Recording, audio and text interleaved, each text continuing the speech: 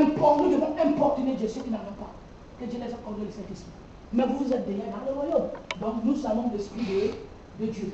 Et notre esprit n'est pas un esprit de timidité non plus. Ce n'est pas un esprit de peur non plus. Mais c'est l'esprit de sagesse. Je ne respecte, je ne parle pas parce que peut-être tu es plus supérieur à moi. Je ne passe pas mon temps à discuter avec toi pour te convaincre parce que peut-être toi tu connais beaucoup. Mais par la sagesse de Dieu, je sais ce que je veux. Je préfère me taire pour cela. Je dis même oui, même si c'est non. Si ça peut t'empêcher. Oui, parce que tu as la télé, ou abandonné. Parce que ça ne va rien donner. Les ténèbres, la lumière ne peut pas trouver une solution. Et puis les verres de l'énergie. Alléluia. Mais à la fin, on connaîtra la vérité. Nous allons voir encore là. Jean 3. Laissez-les dormir. Laissez-les. Saint-Esprit en train de parler.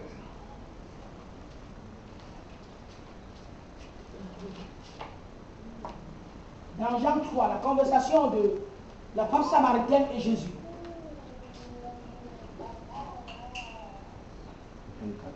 Jean 4.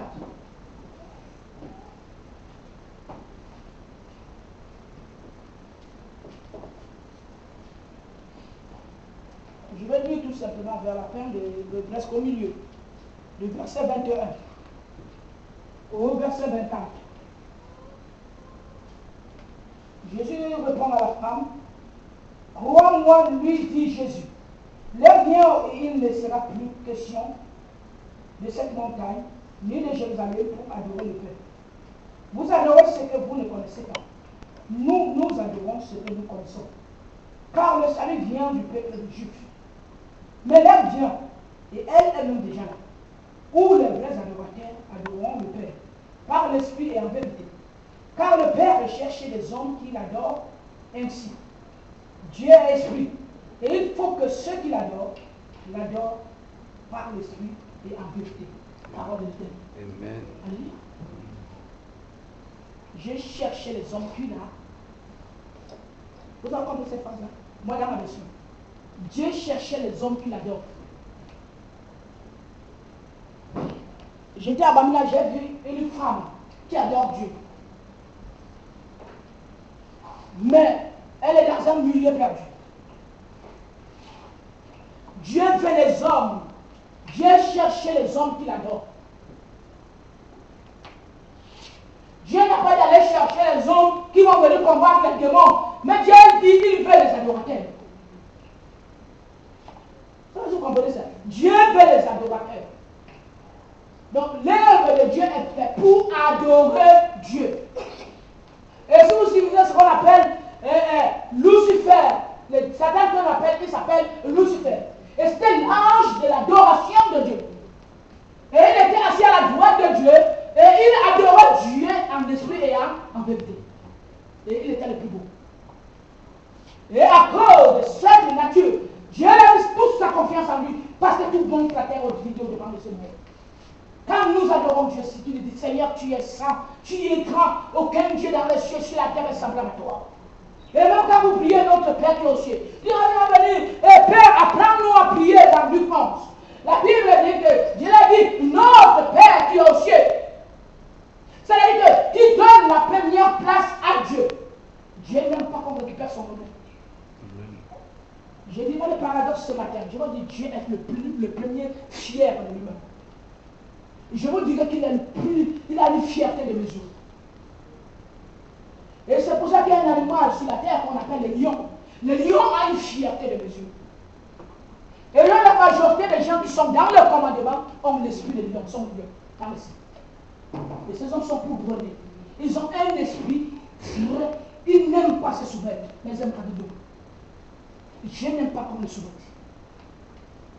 Dieu est au-dessus de tous les dieux. Il est au-dessus de tout puissant, de tout principe, de tout bien. C'est lui qui règne.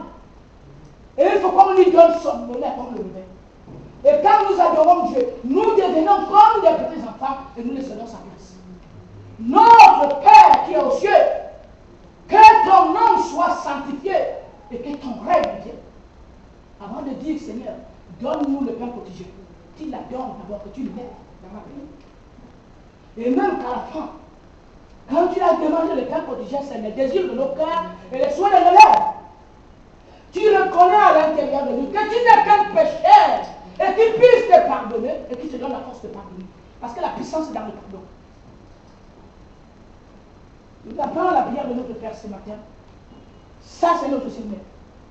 La prière est dans le pardon. C'est la force et la victoire, c'est dans le pardon. Nous pourrons vous dire, aimez vos ennemis comme vous-même, vous les aimez. C'est facile à les dire dans la bouche. Mais pour que tu atteignes à ce niveau, tu rentres dans l'oubli, d'oublier celui qui t'a fait du mal. Il faut que c'est l'Esprit Saint qui te conduise. À un moment donné, ça devient comme une histoire, comme une gueule, et dans le Nicolas, et que tu puisses accueillir les gens. C'est là que tu rentres dans tes bénédictions. Le pardon, c'est une puissance qui libère. C'est une puissance qui te bénit. Et si vous entrez dans les églises de combat spirituel, tu n'atteindras jamais le pardon. Parce que tu veux toujours aller à l'adversité, à ton adversaire. Tu vois toujours que les autres, on m'a fait. Il n'y aura pas de pardon. Comment vous entrez dans vos bénédictions? Pardonne-nous, Seigneur, comme pardonnons aussi à ceux qui nous ont offensés.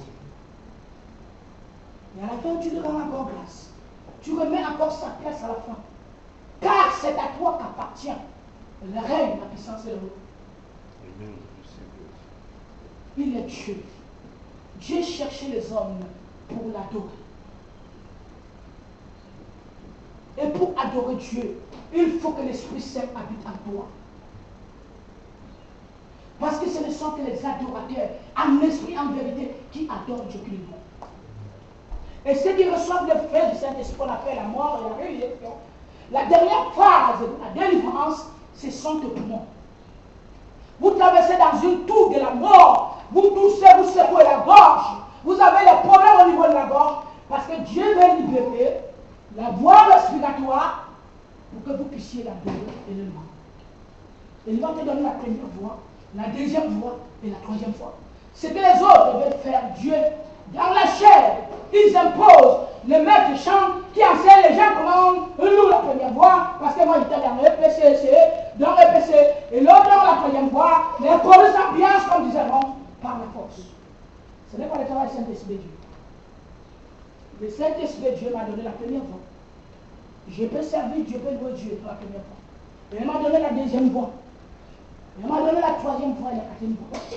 Et tout ça par un travail de mort, de résurrection, par le fait de Saint-Esprit. Dieu travaille votre corps. Il y a d'autres qui vomissent le sang. Qui vomissent le sang. C'est pour les libérer tes poumons. Vous êtes un adorateur de Dieu. Hein? Ça ne se force pas. Ce n'est pas en forçant. Ce n'est pas en buvant la bière que tu dois venir crier, on dit qu'il est rempli d'onction. Ce n'est pas en criant en portant, comme disait Roland de Corée sans bière. Ça ne peut pas te chercher, ça ne peut pas sauver ton âme. Je vois mon fils derrière, il fait louer. Quand on loue, il dit ah!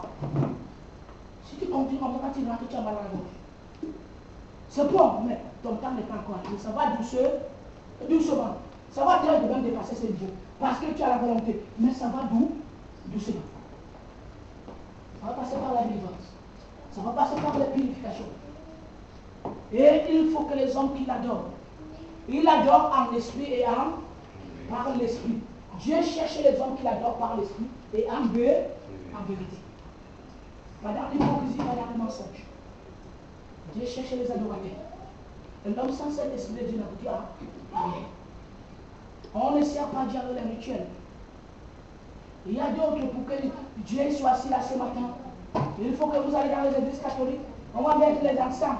Et les encens pour les charbons. On va faire comme ça. On dit qu'on est en train de sanctifier les lieux. Pour chasser les mauvaises esprits. Pour que le Saint-Esprit vienne.